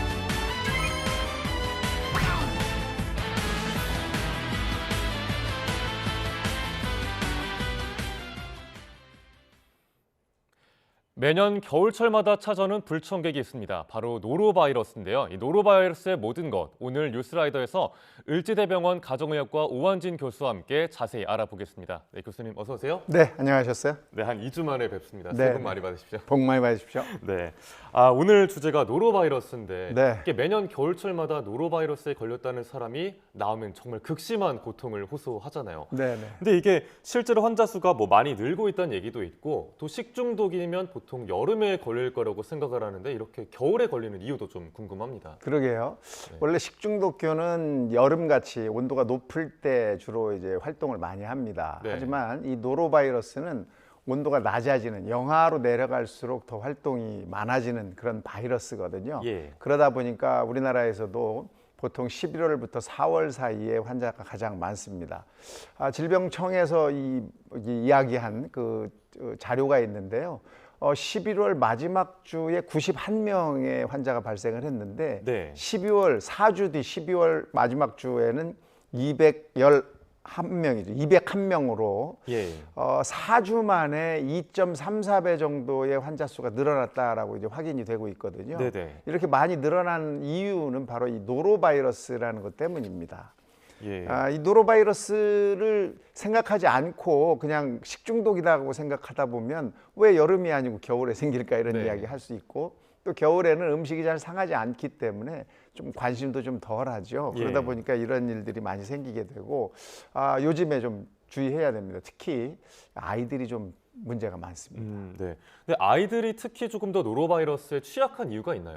아이들이 취약하죠. 왜냐하면 이 성인들은 이제 대변을 보고 난 다음에 분변 처리나 이런 뒤처리를 깔끔하게 잘 할 수 있지만 네. 아이들은 이런 게 좀 미숙하죠. 아. 뿐만 아니라 이 손 씻기 같은 개인 위생도 사실 아이들은 네. 약간 미숙합니다. 그래서 손을 씻었다고 해도 그렇게 깨끗이 씻는 경우가 좀 적죠. 그러다 보니까 아이들한테서 훨씬 더 많이 걸리고 예. 이미 확인된 바로도 0세에서부터 6세 사이의 어린 아이들이 이미 50% 이상을 차지하고 있거든요. 네. 그러다 보니까 이 노로바이러스는 아이들이 훨씬 더 취약하다 이렇게 볼 수가 있겠습니다. 그럼 손을 좀 아직 미숙하게 잘 씻지 못해서 네. 아이들이 조금 더 취약한 부분이 있다고 말씀해 주셨는데 보통 노로바이러스 말하면 왜 그러잖아요. 뭐 굴을 먹었다가 내가 잘못 먹었는지 한번 심하게 배가 아팠다 이러는데 그럼 나름식을 좀 조심하면은 노로바이러스에 덜 걸리는 건가요? 어떻게 감염되는 겁니까? 노로바이러스는 바이러스에 의한 감염이기 때문에 네. 나름식을 먹었냐 안 먹었냐와 큰 관계가 없습니다. 노로바이러스에 감염된 즉 네. 그 분변에서 들어간 이 노로바이러스가 합쳐져 있는 음식물을 먹었느냐 안 먹었느냐에 연관이 되는 것이죠. 개인 위생이 물론 중요하지만 네. 이런 바이러스에 오염된 음식 또 오염된 물을 통해서 감염되는 것이니까 예. 그걸 조심하셔야 되는데 그건 사실 눈으로 확인할 방법이 없죠. 네, 그렇죠. 그러면 저희가 눈으로 확인할 수는 없는데 네. 이 같이 바이러스에 감염된 뭐 물이나 음식을 뭐 예를 들어서 한 뭐 두세 명이 같이 먹었는데 한 네. 명만 걸리는 경우도 있잖아요. 이거는 그렇죠. 어떤 차이가 있는 건가요? 그것은 개인의 면역과 연관이 있습니다. 우선 이제 바이러스나 박테리아나 다 우리가 먹게 되면 네. 위로 들어가게 되죠. 이 위에는 위산이 나옵니다. 그래서 이 위산에 의해서 노로바이러스도 상당히 사멸할 수밖에 없는데 그 다음이 문제예요. 이게 노로바이러스라는 것은 장에서 문제를 일으키는 거기 때문에 장 면역이 얼마나 훌륭하냐, 장 면역이 얼마나 시원찮으냐에 따라서 네. 어떤 사람은 노로바이러스로 인한 식중독 증상이 나타날 수가 있고 또 어떤 분은 멀쩡하게 나도 같이 먹었는데 왜 너만 그래? 나는 괜찮은데 이런 소리를 할 수 있는 겁니다. 예. 개인의 면역과 연관이 있다 이렇게 볼 수 있죠. 저 같은 경우는 과민성 그 대장증후군이 조금 있는 편인데 그러면 네. 장 면역력에 좀 더 신경을 쓰면은 노로바이러스에 걸릴 위험이 낮아진다 이렇게도 볼 수 있을까요? 그럼요. 지금 말씀하신 대로 과민성 대장염, 대장 증상 이런 게 있으신 분들은 조금 예. 더 예민하신 분들인데 네. 이런 분들은 장 면역이 좀 떨어져 있다 이렇게 볼 수 있거든요. 네. 그래서 노로바이러스에 감염이 되시면 훨씬 쉽게 증상이 나타날 수 있다 이렇게 볼 수 있습니다. 네, 알겠습니다. 네, 그리고 다음 질문 드리기 전에 하나만 여쭤볼게요. 네. 교수님 혹시 혈액형이 저는 AB형입니다. 네, 제가 이걸 왜 여쭤봤냐면 그런 얘기가 있더라고요. 혈액형마다 예. 노로바이러스에 좀 잘 걸리는 또 덜 걸리는 게 있다. 뭐 이런 게 있는데 한번 설명 부탁드리겠습니다. 네, 네. 2003년에 네이처 메디신이라는 의학 저널이 있어요. 예. 의학 잡지가 있는데 아주 굉장히 유명한 잡지거든요. 이 잡지에 실린 내용입니다. 혈액형과 노로바이러스 이 연관이 있다. 그래서 혈액형 중에 B형 항원이 있는 사람들, 예를 들면 B형과 AB형인 사람들은 노로바이러스에 잘 안 걸리고 예. 이 B형 항원이 없는 O형을 가진 혈액형을 가진 분들은 노로바이러스에 취약하다 이런 내용이 실린 적이 있습니다. 네. 그래서 이것 때문에서 이제 혈액형 가지고 또 싸우실 가능성이 있는데 네. 사실 아직 의학계에서는 정설로 인정되지는 않습니다. 그럼 일종의 가설로 받아들여지는 정도인가요? 하지만 예. 네이처 메디신이라는 의학 잡지가 굉장히 유명한 잡지이기 때문에 네. 이런 내용도 좀 참고를 하시는 것이 도움이 될 것 같습니다. 예, 알겠습니다. 그래서 AB형이시면 조금 더 그 노로바이러스에는 강할 수 강한 있는 사람이다. 예. 네, 이렇게 볼 수 있죠. 예, 알겠습니다. 하지만 이 노로바이러스라는 것은 네. 바이러스에 오염된 음식과 물을 통해서 감염이 되는 것이니까 만약에 이제 그런 이제 설사라든지 네. 복통이라든지 발열이라든지 또는 구토라든지 하는 증상을 가진 사람들이 예. 조리를 했을 경우에는 음식물에 그런 게 이제 들어갈 가능성이 높은 거거든요. 네. 그래서 이런 증상이 나타날 경우에는 조리를 하시는 분들은 당연히 조리를 안 하셔야 되고 그런 조리를 했을 경우에는 반드시 음식을 충분히 익혀서 드셔야 합니다. 네. 충분히 익히면은 이 바이러스는 쉽게 사멸하기 때문에 그렇게 되는 것이죠. 예. 그런데 저도 궁금했던 게 노로바이러스가 일반 장염이랑 어떤 차이가 있는지도 좀 궁금했거든요. 네, 이 노로바이러스는 잠복기가 12시간에서부터 48시간 정도, 즉 이틀까지도 잠복기가 있을 수 있고요. 네. 그 이후에 이제 증상이 나타나게 되는데 뭐 일반적으로 이제 식중독이라고 하면 배가 아프고 뭐 토하고 설사를 하게 되는데 이 노로바이러스는 열도 심하게 납니다. 그래서 견디기가 조금 어려울 그런 증상들이 나타나는 거죠. 예. 또 이 노로바이러스는 백신도 없고 네. 완벽한 치료약도 없습니다. 뭐 지사제를 먹는다고 도움이 되는 것도 아닌 거죠. 그렇죠. 그러면. 예. 사실 이 바이러스가 우리 몸에서 다 빠져나가야 이제 증상이 사라지는 건데 이 빨리 빠져나가게 하려면 지사제를 사용하시면 안 되죠.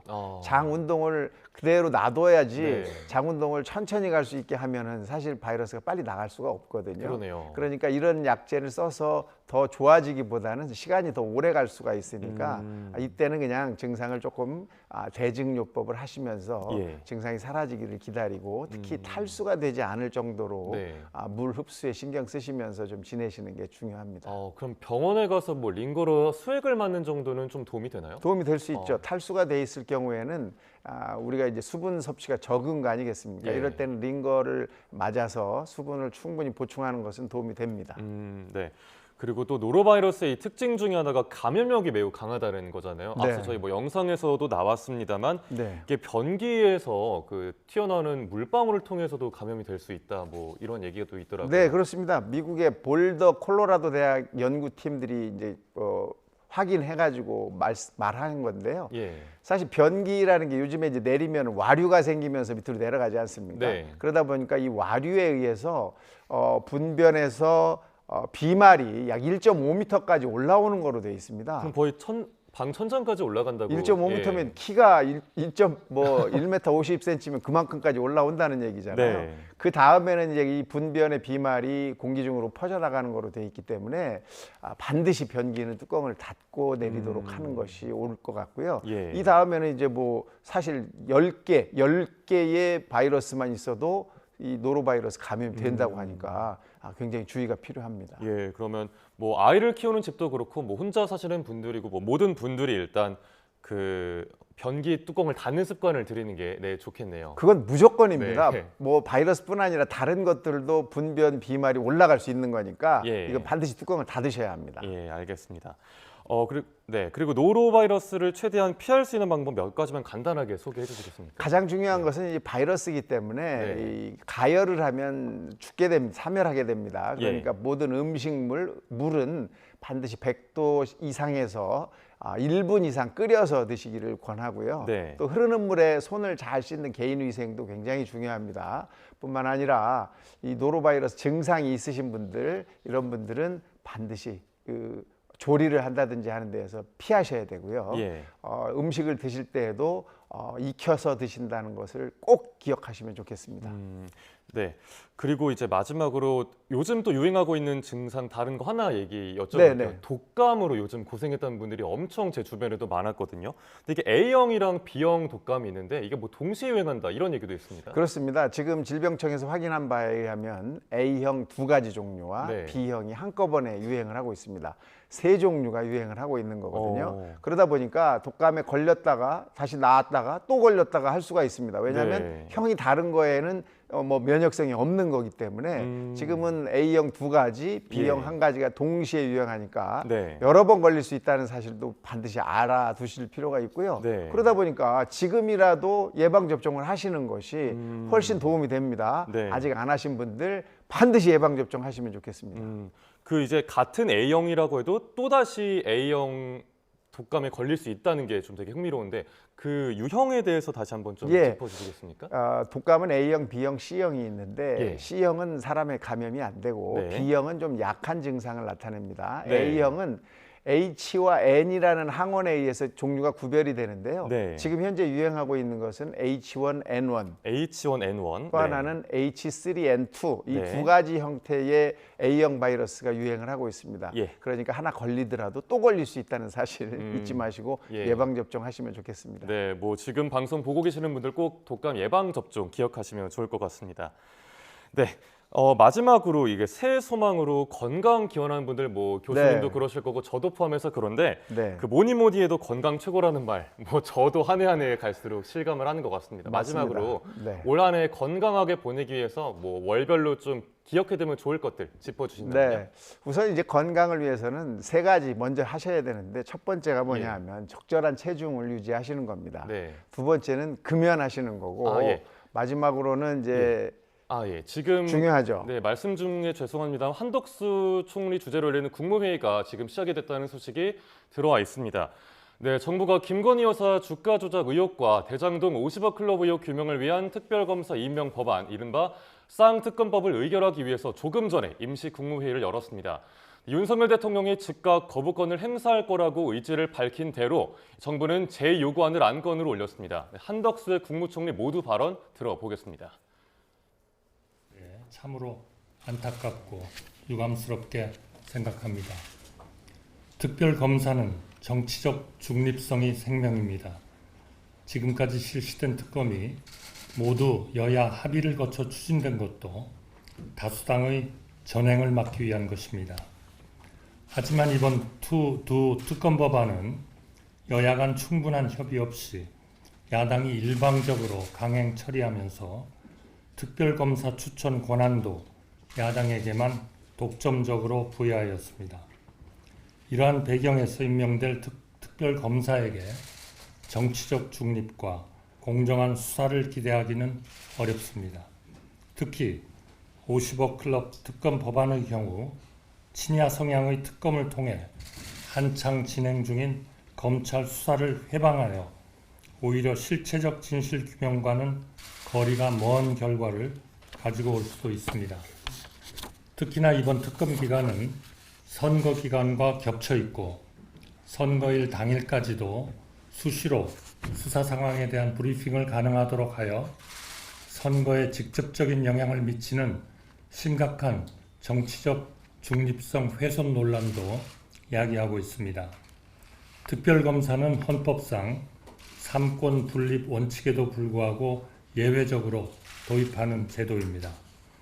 그러나 이번 두 특검 법안 대상은 이미 지난 정부에서부터 충분한 수사가 이루어져서 재판도 일부 진행 중인 사건들로 특검 제도의 도입 목적에도 부합하지 않습니다.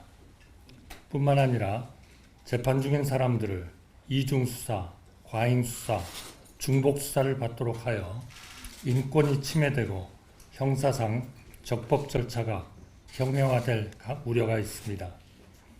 여러 심각한 문제점을 내포하고 있는 두 특검 법안이 과연 진정으로 실체적 진실을 규명하기 위한 것인지 묻지 않을 수 없습니다.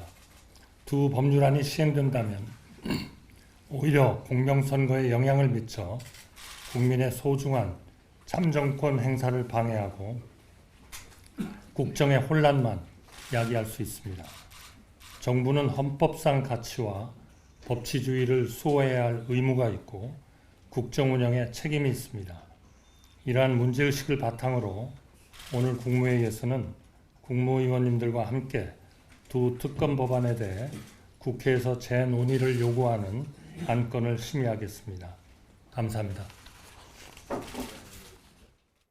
한덕수 국무총리의 임시 국무회의 모두 발언 듣고 왔습니다. 네, 한 총리는 방금 발언에서 이 50억 클럽 특검이 친야 성향의 특검으로 검찰 수사에 방해가 될 우려가 있고 또 선거 기간이 겹쳐 있어서 정치적 중립성 훼손 논란도 야기할 수 있다는 입장을 밝혔습니다. 네, 방금 소식이 또 들어왔습니다. 조금 전에 쌍특검법이 제6관이 임시 국무회의를 통과했다는 소식이 들어와 있습니다. 네, 대통령실은 계속해서 만약에 오늘 이 임시 국무회의에서 거부권 심의 의결이 되면은 윤 대통령이 즉시 재가를 할 것이라는 입장을 밝힌 바 있습니다. 네, 다시 한번 전해드리겠습니다. 조금 전에 이 쌍특검법이 거부안이 임시 국무회의를 통과했다는 소식이 들어와 있습니다. 네, 윤 대통령이 오늘 거부안을 제거하게 되면 취임 이후에 양곡관리법과 간호법, 또 노란봉투법, 방송법에 이어서 네 번째 거부권 행사가 됩니다. 네, 조금 더 자세한 소식은 이어지는 뉴스에서 전해드리겠습니다.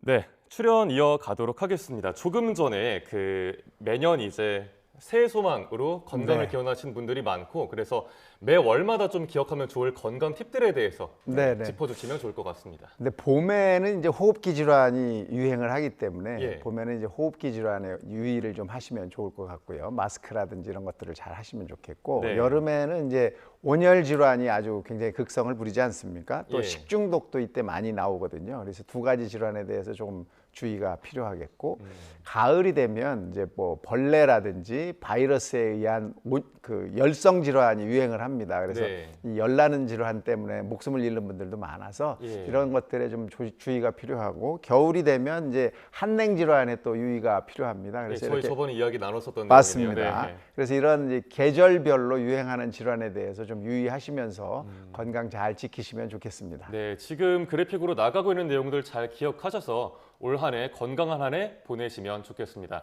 네, 지금까지 을지대병원 가정의학과 오한진 교수와 함께 노로바이러스에 대해서 알아봤습니다. 교수님 오늘 말씀 고맙습니다. 감사합니다.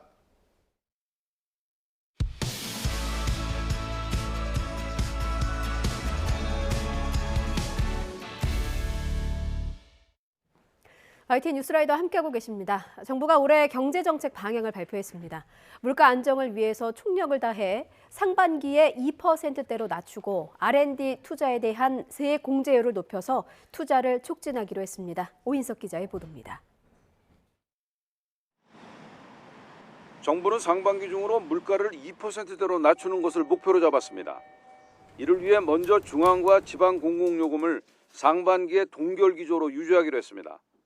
농축수산물 할인 지원과 에너지 바우처 등 물가 예산을 지난해보다 2조 원 가까이 늘려 10조 8천억 원을 지원하겠다는 계획입니다.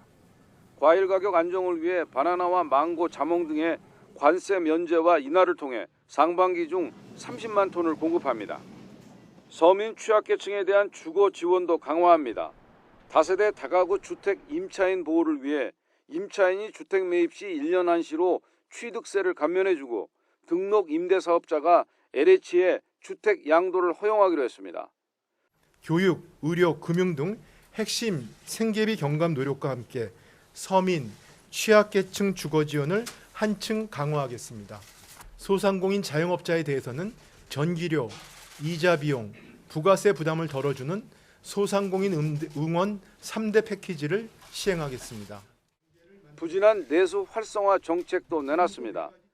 지난해보다 5% 이상 증가한 상반기 카드 사용액은 20% 소득공제를 적용하고 노후차를 교체하면 개소세를 70% 한시 인하합니다.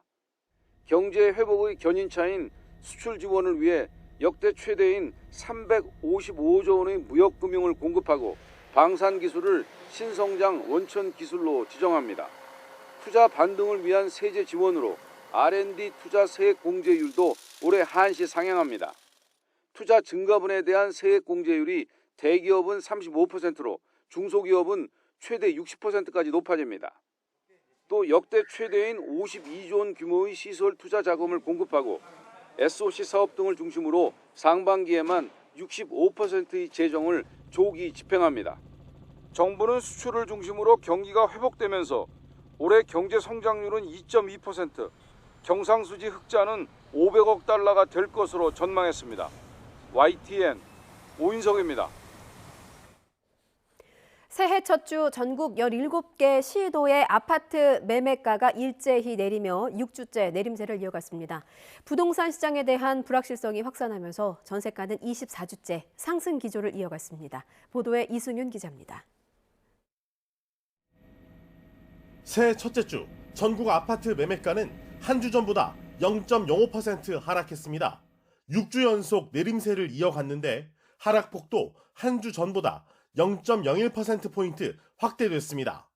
서울은 물론 수도권과 지방 모두 하락폭을 키웠습니다. 부동산 시장의 불확실성이 확산해 급매물을 빼면 매수 문의 자체가 한산한 상황이 장기화하고 있고 매도 가격도 점차 하향 조정되는 모습입니다. 집값이 비싸다는 고점 인식이 강하고 다주택자의 경우 세금 부담 등으로 주택 구매 심리가 악화되다 보니까 실수요자 위주로 매매 거래가 이루어지면서 거래 자체가 메말라가고 있는 상황입니다. 반면 전국 전셋값은 0.03% 오르며 24주째 상승세입니다.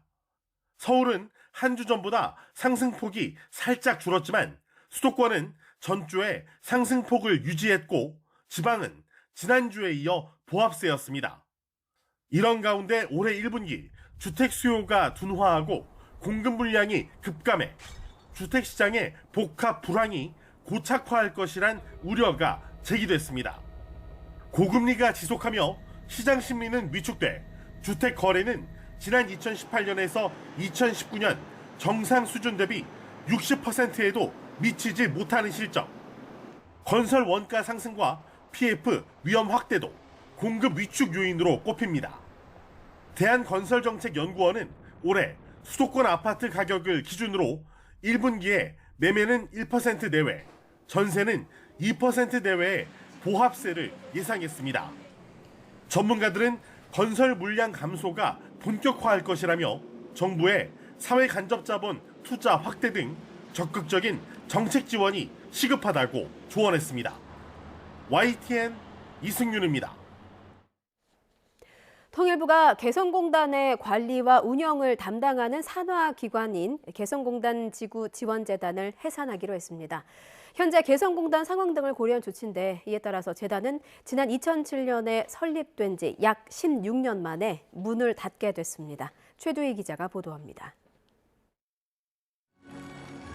남북관계가 순풍을 타면서 교류 활성화를 목적으로 지난 2005년부터 가동에 들어간 개성공단. 하지만 남북관계가 악화하면서 2016년 가동이 전면 중단됐고 2020년 6월 북한은 대북 전단 살포를 핑계로 공단 내 남북 공동 연락사무소를 폭파해버렸습니다. 북남 사이의 모든 통신 연락선들을 차단해버린 데 이어 16일 14시 50분 요란한 폭음과 함께 북남 공동연락사무소가 비참하게 파괴됐습니다. 최근엔 북한이 30여 개 공장을 무단 가동하고 연락사무소 잔해를 정리하는 동향까지 포착된 상황. 결국 통일부는 2016년 공단 운영 중단 이후 사실상 개점 휴업 상태였던 개성공업지구지원재단을 해산하기로 했습니다. 통일부 당국자는 재단 운영 효율성과 현재 개성공단 상황을 종합적으로 고려한 조치라고 밝혔습니다. 특히 북한의 시설 무단 가동과 같은 공단 내 우리 재산권에 대한 침해 행위가 가속화하는 상황에서 재단이 수행할 수 있는 본연의 업무 가능성에 대한 기대치가 무너졌다고 설명했습니다. 다만 재단을 해산하더라도 재단 업무는 공공기관으로 이관해 계속 수행하기로 했고 업무 이관 내용을 담은 시행령 개정안은 조만간 입법 예고하기로 했습니다. 이에 따라 오는 3월부터 재단은 본격적으로 해산 절차에 들어갈 것으로 보이는 가운데 재단 해산 이후엔 청산법인으로 전환한다는 방침입니다. 이와 함께 현재 재단 소속 직원 40명 가운데 상당수에 대한 희망퇴직도 실시할 예정입니다. 북한 김정은 국무위원장이 최근 남북을 적대적 교전국으로 규정하며 남북관계가 연일 악화일로를 걷는 가운데 2007년 개성공단 입주기업을 지원하기 위해 만든 별도 기관도 16년 만에 역사의 뒤안길로 사라지게 됐습니다. YTN 최두입니다. 지난 1일 일어난 강원도 평창군 LPG 충전소 폭발 사고 조사 결과 충전소에서 안전수칙을 지키지 않은 것으로 확인됐습니다. 산업통상자원부는 어제 LPG 업계 관계자들과 간담회를 열고 사고 현장 긴급점검 결과 충전소 내 안전수칙 미준수 문제가 확인됐다면서 다음 달 29일까지 전국 모든 LPG 충전소를 대상으로 특별 점검을 벌인다고 밝혔습니다. 또 특별점검 후속 조치로 다음 달부터 벌크로리 충전소에 대한 불시 점검을 벌여 안전수칙 이행 여부를 단속할 예정입니다. 주말을 하루 앞둔 오늘은 영상의 기온으로 하루가 시작됐습니다. 오늘 서울 아침 기온은 영상 2.7도로 예년 이맘때 기온을 8도가량이나 크게 웃돌았고요. 한낮에도 서울 기온은 8도까지 오르는 등 예년보다 온화한 날씨를 보이겠습니다. 다만 이렇게 추위가 주춤하는 사이에 어김없이 초미세먼지가 기승을 부리고 있습니다. 호흡기 약하신 분들은 외출을 조금 자제하시는 게 좋겠고요. 나오신다면 미세먼지용 마스크를 꼭 착용하시는 게 좋겠습니다. 자세한 초미세먼지 상황부터 살펴보도록 하겠습니다. 대기가 정체된 데다가 중국발 스모그까지 유입되며 현재 수도권과 충청의 초미세먼지 농도가 나쁨 수준을 나타내고 있습니다. 그 밖의 지역도 낮 동안에 공기가 점차 탁해질 것으로 보이니까요. 호흡기 건강 잘 챙기셔야겠습니다. 오늘 낮 기온은 서울이 8도, 부산은 13도 등으로 어제보다 또 예년보다 높아 온화하겠습니다. 하지만 절기 소환인 내일부터는 다시 영하권 추위가 찾아오겠고요. 내일 밤 사이 중서부 지방에는 또 한 차례 눈이 내리겠습니다. 이후 다음 주 월요일에는 영하 10도 안팎의 강추위가 찾아올 전망입니다. 오늘 아침 수도권과 영서지방을 중심으로는 비나 눈이 조금 내린 데다가 중부 내륙에는 짙은 안개가 끼며 도로에 살얼음이 발생한 곳이 있습니다. 미끄럼 사고가 발생하지 않도록 교통안전에 각별히 신경 써주셔야겠습니다. 지금까지 YTN 신미림입니다. 오늘 뉴스라이더는 여기서 마칩니다. 저희는 다음 주에 뵙겠습니다. 고맙습니다.